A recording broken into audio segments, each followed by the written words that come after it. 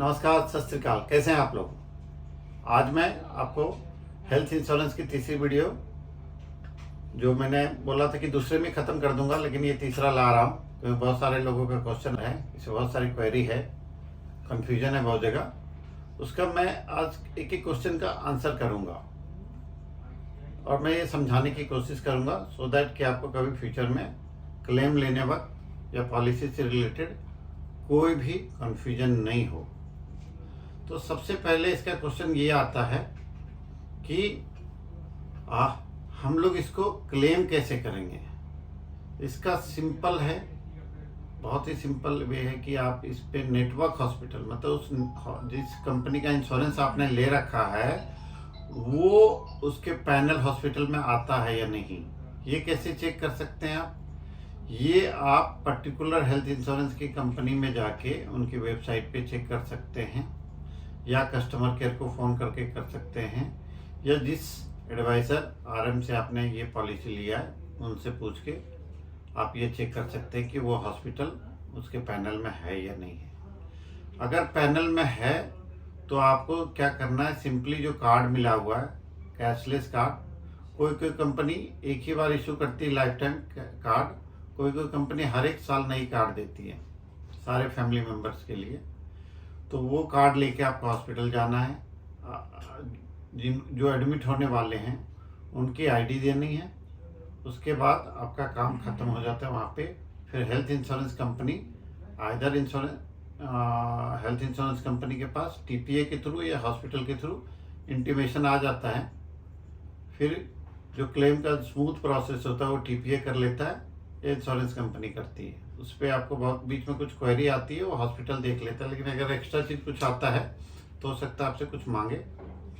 तो ये प्रोसेस है इसका। इस पर और भी अगर कुछ क्वेश्चन हो तो यूट्यूब में आप क्वेश्चन पूछ सकते हैं।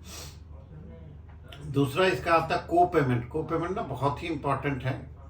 को पेमेंट मतलब दोनों मिलके पेमेंट करेंगे हॉस्पिटल का।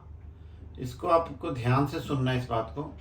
अगर मेरी उम्र 60 साल से कम है और मैंने पॉलिसी ले रखा है तो मुझे को पेमेंट, मतलब मुझे पेमेंट करने की ज़रूरत नहीं पड़ेगी। मैं फिर से बता रहा हूँ कि अगर 10 लाख का क्लेम आया तो नॉर्मली 20% का को पेमेंट होता है। इसका मतलब ये होता है कि अगर क्लेम हॉस्पिटल 10 लाख का बिल दे रहा है तो हॉस्पिटल को जो पेमेंट जाएगी 80% इंश्योरेंस कंपनी देगी और रिमेनिंग 20% आपको देना है। इसको बोलते हैं को पेमेंट, दोनों मिलके पेमेंट करेंगे। लेकिन इसमें कुछ क्लॉज है। ये है कि पहला कि अगर मेरी उम्र 60 साल से कम, जब मैंने ये पॉलिसी लिया था तो ये पॉलिसी लिया था उस समय मेरी उम्र अगर 60 साल से कम है तो मुझे को पेमेंट, मतलब पेमेंट देने की ज़रूरत नहीं है। लेकिन अगर मैं पॉलिसी 60 साल से बाद लिया हूँ तो मुझे फिर 20% या किसी कंपनी में ऊपर नीचे हो सकता है, बट 20% ये नॉर्मल होता है, तो उतना पेमेंट आपको करनी पड़ेगी। को पेमेंट का मतलब ये होता है। तीसरा आता है क्या क्या न्यू बॉर्न बेबी कवर्ड होते हैं इंश्योरेंस में। न्यू बॉर्न बेबी को आपको 90 डेज वेटिंग पीरियड होता है, उसके बाद उनके लिए पॉलिसी ले सकते हो। अपनी पॉलिसी, एग्जिस्टिंग पॉलिसी में इनको ऐड आप रिन्यूअल के टाइम में ही कर सकते हो, बीच में नहीं कर सकते हो। और इस पर एक चीज़ और होता है कि अगर फैमिली फ्लोटर, जो फैमिली फ्लोटर है, जिस फैमिली के अंदर में सब लोग कवर्ड हैं, उस पर अगर कोई आपका चिल्ड्रन 25 साल पहुंचने वाला हो तो उस समय उनको हटाना पड़ेगा, क्योंकि वो इंडिपेंडेंट पॉलिसी उनको लेनी पड़ेगी। इसका नेक्स्ट क्वेश्चन ये भी आता है कि आप प्रेगनेंसी कवर्ड होती है, मैटरनिटी कवर होती है। बहुत सारी इंश्योरेंस कंपनी कवर्ड नहीं करती है इंश्योरेंस, इस पर मैटरनिटी बहुत सारी कंपनियां करती है, और लेकिन वेटिंग पीरियड के साथ में। कोई 2 साल की वेटिंग पीरियड होता है, किसी में 4 साल की वेटिंग पीरियड होता है। बट इस पर मैं सजेस्ट करूंगा कि अगर आपका कॉर्पोरेट इंश्योरेंस है तो आप वहीं से क्लेम लेंगे तो आपके लिए आसानी होगा, क्योंकि कॉर्पोरेट इंश्योरेंस में क्लेम करना थोड़ा सा स्मूथ होता है। तीसरा क्वेश्चन ये आता है क्या क्या वर्ल्ड में कहीं भी मैं कवर्ड इसकी क्लेम ले सकता हूँ। तो इसका आंसर होगा नहीं। अगर आपका कवर्ड 1 करोड़ से कम है तो आप सिर्फ इंडिया में क्लेम कर सकते हो। बाहर सारी कंपनियां नहीं देती है, बट कुछ कुछ कंपनियां देती है, वो भी अगर आपकी सम एश्योर्ड 1 करोड़ से ऊपर हो तो। इस पे बहुत सारा क्वेश्चन अगेन आता है, क्या मैं आयुर्वेदिक का ट्रीटमेंट क्लेम होगा?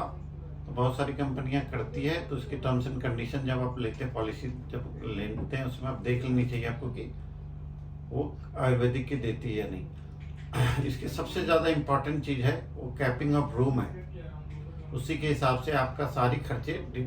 फॉर एग्जांपल आज मैं सुबह एक वीडियो देख रहा था, उसमें बहुत अच्छे से एक चीज़ उन्होंने बताया था कि हम लोग को जैसे उनका खर्चा 15 लाख की पॉलिसी थी, बट खर्चा 6 लाख का आया, बट उनको क्लेम ना 2,70,000 ही मिला। तो कस्टमर या जो उन्होंने पॉलिसी होल्डर है उनको गुस्सा भी आ रहा था इस बात को कि भैया मेरे को तो क्यों नहीं दिया गया। तो उस पर पॉलिसी की जो टर्म्स एंड कंडीशन में है उस पर लिखा हुआ था कि आपका रूम कैपिंग 5,000 का है, जबकि रूम हॉस्पिटल में नॉर्मली 5,000 में मिलता नहीं है, एक्चुअल में होनी चाहिए ये, कोई लिमिट कैप नहीं होनी चाहिए। दूसरी चीज़ उसी के हिसाब से आपका आईसीयू का खर्चा जाएगा, उसी के हिसाब से डॉक्टर के खर्चे जाएंगे, तो उस पर रिड्यूस हो जाता है। तो ये पॉलिसी लेने के टाइम पे हमें देखनी चाहिए कि कोई कैपिंग तो नहीं है। तो जिसपे कैपिंग नहीं हो, नॉर्मली 5 लाख है, ऊपर वाली पॉलिसी में कैपिंग नहीं होती है।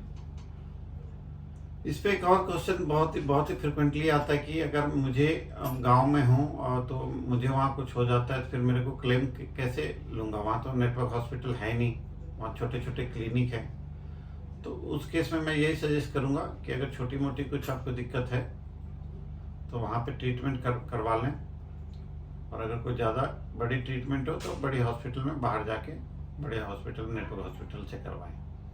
लेकिन फिर भी अगर आपको वहीं कराना पड़ रहा है इमरजेंसी में, तो जितने भी बिल हैं ओरिजिनल बिल्स, मैं रिपीट कर रहा हूँ, ओरिजिनल बिल्स आपको with discharge summary within 30 days of discharge आपको अपने कंपनी जिस पे आपने इंश्योरेंस ले रखी है उसकी फॉर्म भर के आपको जमा करना है। विदिन 15 डेज आपको सारे के सारे पैसे मिल जाएंगे।